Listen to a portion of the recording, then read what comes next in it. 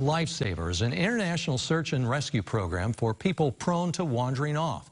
In the last 10 years, it has recovered over 3,000 people. Now it's making its mark in Greene County.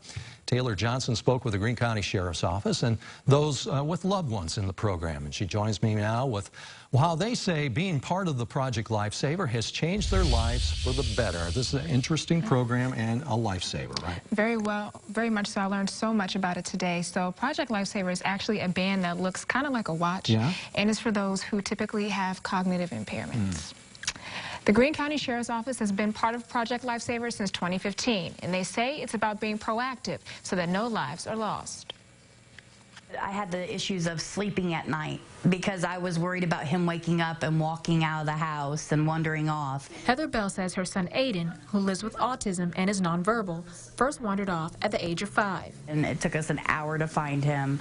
He can't respond when people are calling him. He doesn't know fear, and he just went away. Marcia Stinson's son Thomas also lives with autism. Thomas is a wanderer. He's actually wandered twice. The two became friends after learning about a device that could save their children's lives, called Project Lifesaver. It was basically formed by search and rescue people to help locate people that are challenged cognitively or physically, basically people that would be prone to wander or elope from their caregiver. So I applied for it, and then I got a call for him, and I think Aiden was the third person to get a bracelet. Each bracelet has its own frequency number and is tracked by the Greene County Sheriff's Office through an electronic transmitter. It must be worn 24 hours a day. Place it on their wrist or their ankle, depending on the client, and they will wear it. Should they wander, we'll dial in the frequency number into this receiver. This is just so much better because then all I have to do is call them, give them a number and where he last was seen, and they go and find him. According to the Sheriff's Office, the client can be found in just 20 minutes' time. It's a sense of relief to know that no matter where he goes or who he's with, that protection is with him. I've already delivered sad news too many times.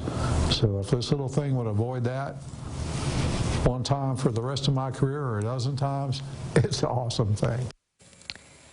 The Greene County Sheriff's Office says they've given out around 20 bracelets since starting their chapter of the program in 2015. And they say, thankfully, no one has wandered since. Yeah, that's really good news. And also, I was wondering, if people who want a bracelet, do they have to pay for it?